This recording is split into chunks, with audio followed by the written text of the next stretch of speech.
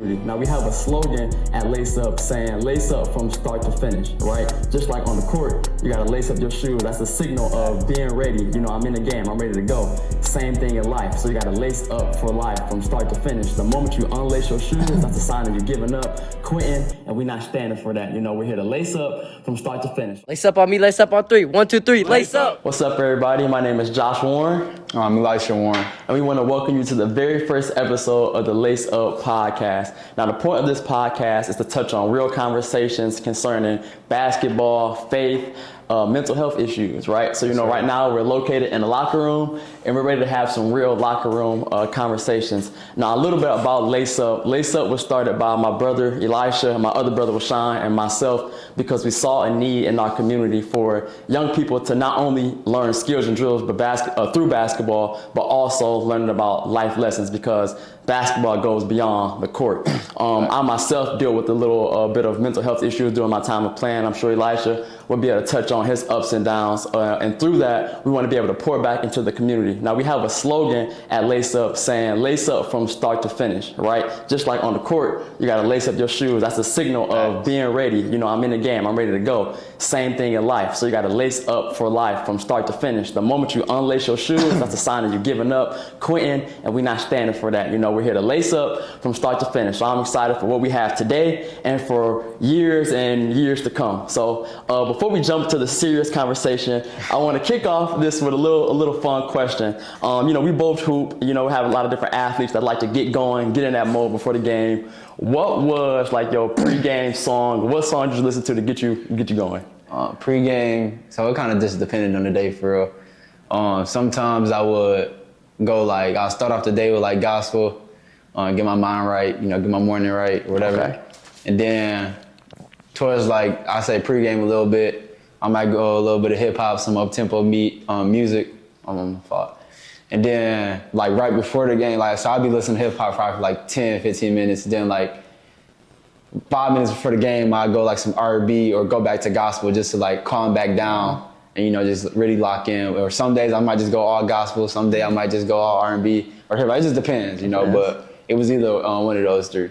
Yeah, for me, I had to say I was either on that Ain't I by Young LA or What's Up, What's Happening by T.I. Like those two songs really got me in my mode. But on a more serious note, we're gonna touch on some, you know, serious conversations, get a little bit deeper, talking about the mental health issues, because a lot of people that play sports, you know, you out there, you see the highlights, you see the highlight film, you see the trophies, you see the accolades, but you really don't touch on what goes on when you take the jersey off, what goes on when you're on a ride home, when you're by yourself. So the first question I want to ask you is, what is something that athletes struggle with that nobody really talks about?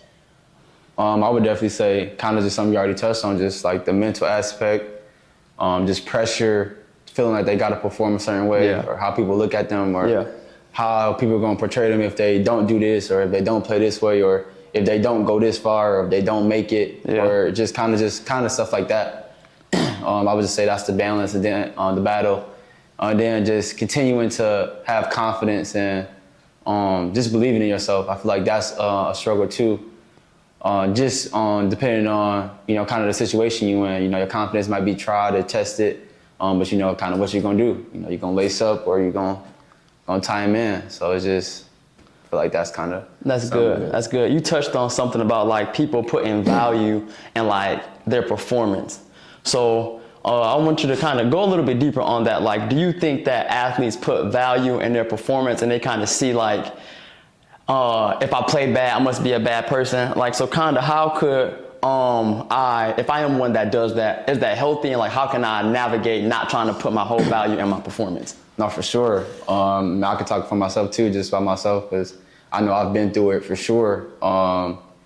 Just, you know, as a basketball player and as an athlete, you know, you got this desire to perform a certain way, whether that's in a game, whether that's in practice, you know, every day. You know, you got this plan set up of how you want to play. You know, oh, I want to have at least 16 a day. I want to have at least 20 to this game, where, you know, you want to set out, you have a plan every game, and then like when you don't meet that plan, or if you don't make a couple shots, or if you play a bad game, like it's just like everything just be like, dang, like I'm trash, or like I'm not good, or Like it's just, you just tied into I'm not good enough or I'm not enough, you know, and it can stay in the court or it can go into, like you said, like your daily living. Like you can let basketball really, or sports in general, just really control your day-to-day living, and it's super unhealthy. And I'm firsthand here to tell you right now, because I was, like, it was messing me up. You know, I work hard. I'm like, dang, I put in all these hours in the gym. Like, why am I having a bad game? Like, I thought that just because I was working out every day, like, I'm not allowed to have a bad game. Like, as much as I work, I should never have a bad game. But like, that's just not reality. But that's just like, as a player, like you want to perform at this level every game, but like some games it's not gonna be like that. You know, some days you might have 4 bad games in a row, but it's just like, it doesn't make you who you are. Like basketball isn't, like I've learned that basketball isn't my identity. It's just something I do. Like I'm more than an athlete. My identity is tied into Christ. And kind of just learning more than that and leaning more onto God has, you know, helped me through that, navigate through that, and just bring me more peace. That's good, and I like how you touched on that faith aspect. We're actually going to get deeper into the interview. So, I mean, you're already in it. I want to ask you, what was the toughest season of your life mentally, and how did you overcome it? I would say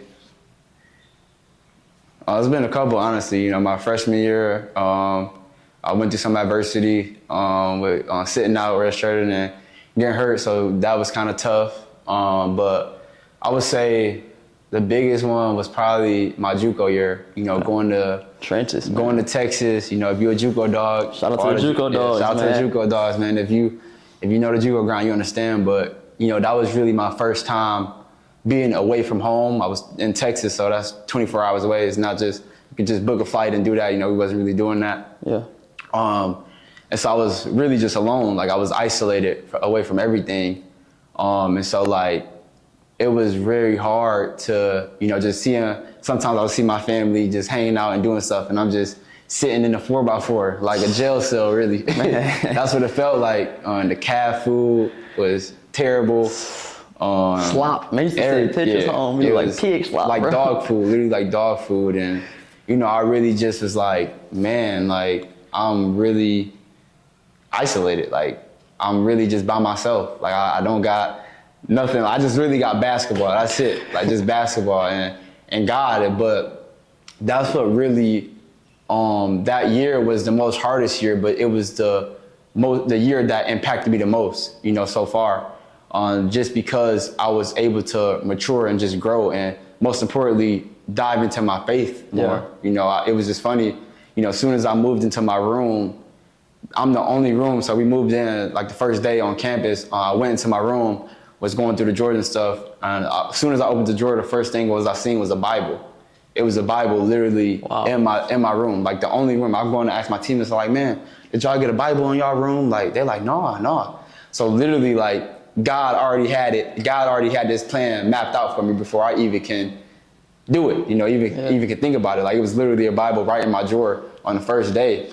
And so like, I looked at it, I was like, oh, it's good. Cause you know, I grew up in faith. I grew up in, you know, loving God for sure. I always knew who God was, but my relationship wasn't as strong as I thought it was. That's good. And my faith was tested. Everything was tested. You know, my relationship with God was tested. Everything was tested. But it wasn't until I really prioritized my relationship with God that year. And, you know, if I didn't have God that year, who knows where I would be right now? Who knows if I would still be playing? Who knows if I would be mentally okay? Like, who knows? I don't know. Yeah. I honestly can tell you, like, no jokes aside, no laughing. Like, literally, like, I don't know where I would be if I didn't have that year. Because that year really structured me, and that foundation that was built on God, that really allowed me to know that my identity is in Christ.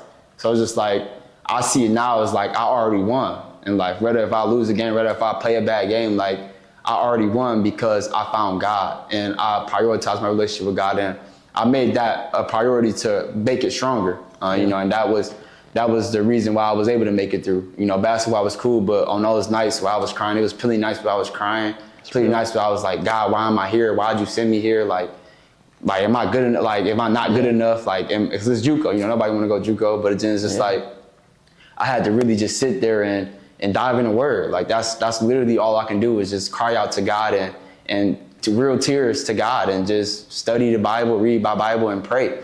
You know, even on the bad days, even on the good days, you know, just really find God. You know, that's really what I had to do. And, you know, that year really was the year that, you know, set up my whole journey kind of in terms of my relationship with God and just, you know, making sure I'm prioritizing God just as much as I'm prioritizing basketball and stuff. That's good. And then put in perspective, like you came from Division I. Yeah. And then it's like, that's flights, that's meal plan, to now you really isolated, like you said, like in jail. Definitely. So you for sure gonna need to depend on God to help you get through that. I wanna answer that one too for myself. The darkest time I would say in my basketball journey was probably my freshman year, coming out of high school and going to my freshman year of college when I broke my wrist. So I got a nice little scar right here. I actually still got a screw still in my hand. I went from being all-state, you know, I'm the all-time leading scorer at my high school, like, you know, so there's a lot of momentum going into me in my next step, but then it's kind of like my recruitment was still like up and down. Kind of took a bet on myself, said I'm gonna go to this school, but I knew I had to get surgery on my hand. So when I had to get surgery on my hand, it kind of was like I can't play. So now it's like I'm sitting out, battling injury. Well, I'm on campus though, but it's like I'm up here alone by myself, kind of going to the gym, but it's like, man, God, I didn't wrap myself up in basketball so much. It's like he took the thing that I felt like was me. And then when that was taken away from me, I was like, dang, like I didn't know who I was. So I think that, like you kind of just said, getting to that low point was like probably the best thing that ever happened to me, because I went through getting surgery, went through that season, but then COVID ended up happening. So it was no season for nobody. So it's kind of like I was alone, but then God began to minister to me and telling me, like, you know, you are more than just basketball. You're more than what you can just do. Because you asked me, Josh, who are you? I would say like Spalding, Wilson, you know what I'm saying? Something like that. But then now it's like he took basketball away from me so I could really start leaning on him. And then it got to a point to where it's like, hey, you know what? I'm more than an athlete. I'm more than just shooting a basketball. You know, I have a purpose. I have a, you know, God has a plan for my life. So when I got to that point, God ended up sending basketball back to me. I was able to get back into school and play, and I finished out, had a, you know, a great career. But then I got to a point to where it was like, if I never dribble a basketball again, I'm good, because I know who I am and I know who God has called me to be. But I think it took me going through that low state to, you know, help me get into where I'm at today. That's good. So that's good. I want to ask you, kind of leaning towards helping athletes get over some unhealthy coping mechanisms. Let's just say if they were in a low state or if they had a bad game, like what's some things that you want to see athletes lean to that they struggle with after a bad game or after coach get on them, and then like what's some ways that we can kind of, you know, tell them in a positive way how to maneuver through that? I would say, you know, like I said, I would speak for myself. And you know, however else, I hope it can help someone. But you know, when I would feel like I underachieved or I had a bad game or just went through something, you know, I will automatically be like, dang, I gotta go. If I miss some shots, I'm like, dang, I gotta get 1,000 shots up after the game, or I gotta overwork myself and try to put in more work. But I was already putting in work. It just was a day I just missed, and yeah, I would continuously. Not saying you don't gotta work hard, because you gotta work hard, but like just making it like it's like you like kind of trying to like. That's like putting pressure on yourself, or like feeling like you gotta put in more work just because you missed some shots. Like nah, that's only gonna make your confidence go down lower, because then you're gonna be thinking about it, or you kind of just put yourself in a weird kind of situation, kind of like if I shot 500 shots today, like I should hit every shot. Like that's not reality. Like maybe those 500 shots you shot gonna help you 5 games from now, you know, or just stuff like that. And then once I kind of realized that, you know, I was able to have peace with, you know, if I have a bad game, you know, I have a bad game, and you know, obviously I'm gonna be upset because I'm a competitor, right? But it's gotten to the point, and honestly, I really didn't get to that point till about this past season, if I'm being honest with you, because I just would put so much pressure on myself. I would like stress myself out, like, you gotta do this, you gotta play this way, you gotta do this to look good, you gotta do this to be accepted by people, you gotta play this way to feel like you belong somewhere, or like, you know, just doing all this, just putting all these crazy things in my mind and stressing myself out that is not the reality of the situation. And it wasn't until this year until where I just was like, God, one, give me peace in my mind, and God give me like a strategy to help me out. And, the strategy that I received from the Lord was just like before every game, before every practice, is one, to pray, and two, after that practice is done, so after the practice, I would leave it in the locker room, That's good. Whether I was frustrated, whether I have a good practice, a bad practice, after every practice, I go back in the locker room, reflect to myself, and just be like, you know what, it's, the practice is over, the day is still gonna go on, it's still plenty more hours in the day, and I'm not about to let this orange ball ruin the rest of my day. Yeah, whatever. So I would just be like, I'm done. As soon as I leave this gym, it's an opportunity to get better. It's an opportunity to continue to prepare for the next. And kind of that's the strategy that I have, was to just leave every day, in the day that when you finish it. I love that. Hey, just say tomorrow gonna come. Tomorrow gonna come. Shout out Mike B's. Mike B's, you understand? But I love that. That's a great answer. So athletes, man, hey, leave that bad game. Hey, it happened, man. You can't go back and change it, learn from it, and just keep moving forward. So moving right along, we kind of touched on it earlier, but it's like, if I came to you and said, hey, Elisha, I don't really know how to understand who I am. How can I separate who I am versus what I do? I would just say, man, you gotta go to God. Like, you got to, like, it's just like, it's so crazy, like, how God can really change you and really help you if you believe it. All it takes is a small bit of faith. Yeah. Like, God always gonna be there for you, knocking on the door. Like, no matter what it is, you just gotta open it and let him in. And without God, like, it's just like you gonna attach yourself to whatever it is you do.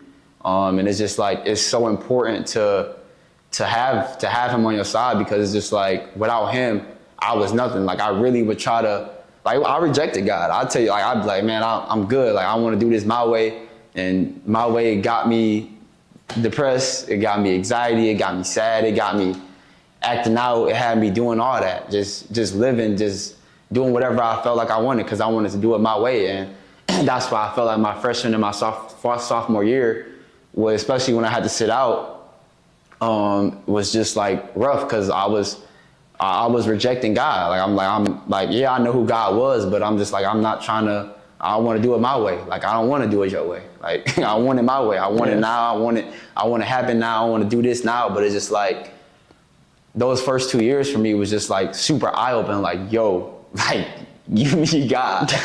Like, you need God. Like, God was like, bro, you need me. Like, and that's just the one thing about God. Like, even as I was rejecting him, even as I was pushing him to the side, he still was there helping me.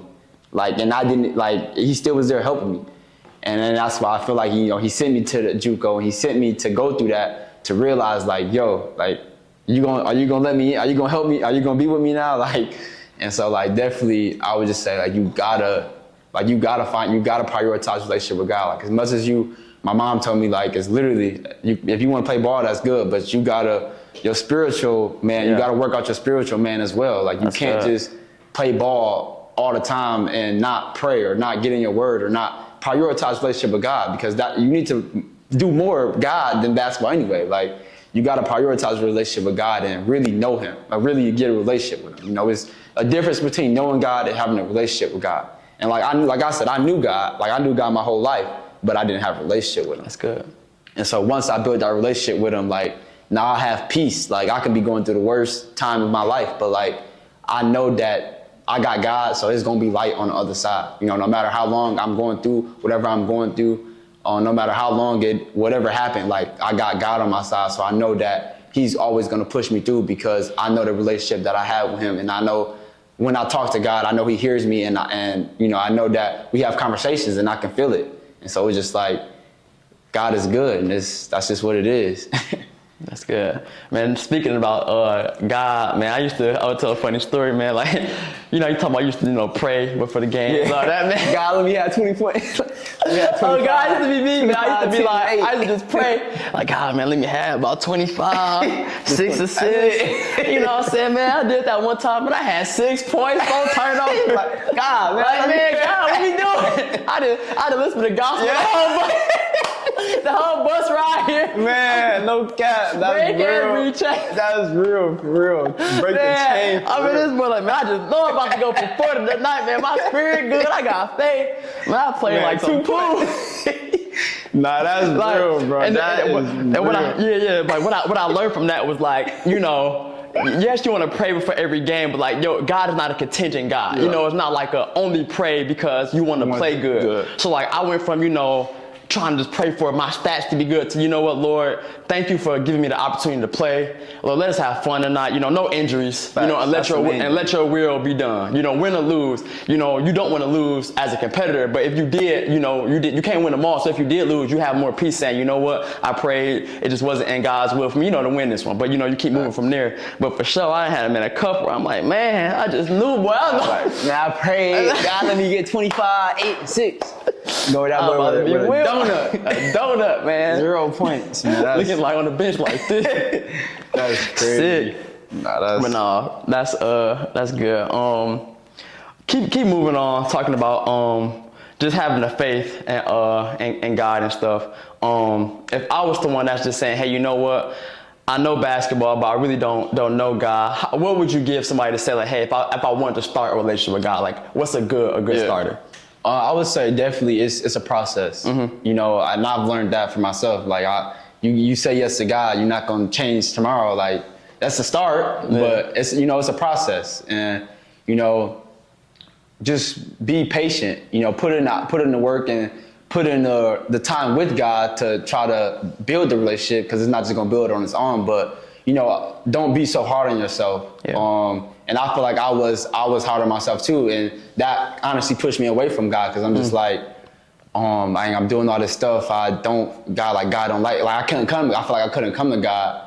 But I would just say, like, it's definitely a process, and you definitely gotta, you know, just put in the time. You know, that's what I mean. It's easier said than done, but I feel like if you put in the time, God gonna meet you where you at, and that's just what it is. You know, God always meets you where you at. You don't gotta clean up to go get clean. You know, that's the point of God. You know, you come to Him dirty. That's what God wants. God will want you to come that way anyway. You know, come to Him dirty. You know, come to Him with all your. He know Him anyway, so it's not new news to Him. Right.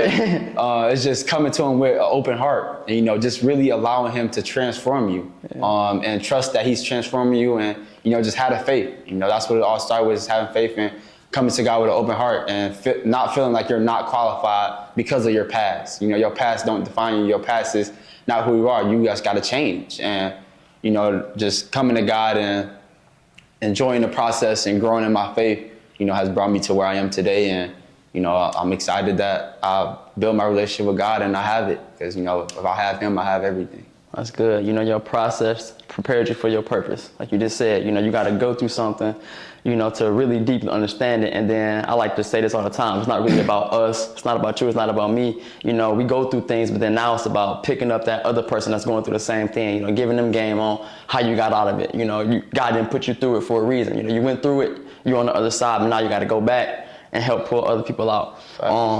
You know, I want to get into a little rapid fire action here as we finishing up. So I'm just ask you, you know, a couple questions off the top of your head. Just shoot back. All right. You ready? All right. LeBron or Jordan? LeBron. Come on, bro. Favorite hoop shoe? Oh, that's a hard one. Right now, I'm wearing the Jaws is cool and the GT Cuts is smooth. I like those. All right. Most embarrassing sports moment? I would say missing a wide open layup. Oh, Smokey? Yeah, Smokey. Man. I'm talking about fast break. Brandon Knight. Yeah. Respect to Brandon Knight, man. Shout out Brandon Knight, man. No disrespect. That's just a funny clip. All right. Dream teammate. Dream teammate? LeBron. Come on, Brian. You feel me? You got away from me. It's all good. Maybe a couple years. All right. Favorite pregame meal? Chicken Alfredo. Sure. All right. One word that describes your current season? I would say resilient. That's good. One habit every athlete should have? One habit. Work ethic. That's good. All right. One thing you would tell younger athletes who desire to play college basketball? Well, one, put your faith in God. 2, faith without works is dead. So you definitely gotta put in the hours. You gotta work hard, you know, because it's not just gonna happen. You gotta work hard, and you know, just trust the process. You know, the hardest thing is waking up every morning, waking up every day, and grinding, putting in all the hours, and still being in the same place, but in your mind knowing that you're trying. Yeah. You know, that's the real grind. You know, that's the real mindset. That's elite. And you know, that's kind of just tested to myself, like, and I could have touched on it earlier, but it just popped up in my head. But just like, I was emotionally attached to the outcome, not emotionally attached to the result. I was emotionally attached to the result. You good? We with you, brother. Take your time. Take your time. Take your time. I was emotionally attached to the result, not to the process. Yeah. That's what I meant to say. That's good. And you know, when you were attached to the process, you know, you were able to move with the ups and downs. But when you were attached to the result, when you get hit by that up and down, you get stuck. So I would say just getting up and, you know, really just grinding. You know, that's just work hard. You know, the grind is lonely and it don't feel good sometimes, like, but that's just what it is. Like, it's multiple times where, you know, I just got done working out and I'm working out by myself and I just cry. Like, it's just like I'm working hard, and it's just that's like, real. and that's I'm real. just growing, I'm getting better, and all I can do is just cry. Like, it's just like dang, I'm really, like, I'm proud of myself. Like, I'm doing this. I'm consistent every morning. I'm waking up. I'm working hard, and it's just like I'm just doing it, and I'm trusting my process, and you know, that's all I can do. Is just let those tears out. But it's just like, just work hard and trust your process. You know, don't compare yourself to what you see on the internet. Don't compare yourself to the next man, because you know, your process is tailor-made for you. You know, God plans for you is made just for you and nobody else. So it's just trusting that and fully rocking it out, and believing in it. Yeah, that's good. Hey, man, all the young athletes out there, or even the ones that are currently playing, man, stay consistent. Keep your head down. Keep moving forward, man. Have that tunnel vision. Don't look at, like you just said, your left and your right. Be focused on your grind and what God has for you. And then, you know, once you put your faith in Him and you keep working, everything else will, you know, work out as it should. Really, our first episode of the Lace Up podcast, man. We're going to be coming to you guys with a lot more content, so be on the lookout for that. But also follow us on Instagram at Lace Up, and then also if you want a question answered on the pod, you can DM us or do our weekly polls. There's going to be stuff posted where you can answer, and then we'll make sure we get to it. But this is going to be my co-host Elisha, but then, you know, he's still playing right now. Sir. You know, me, I'm retired. You know, I'm with the Unks right now. So now it's like, you know, I'll be, you know, kind of hosting this thing. And then, like I said, the Lace Up podcast, Lace Up for Life. Remember, don't untie your shoes, keep them laced up, and we'll see you on the next one. 1, 2, 3, lace up.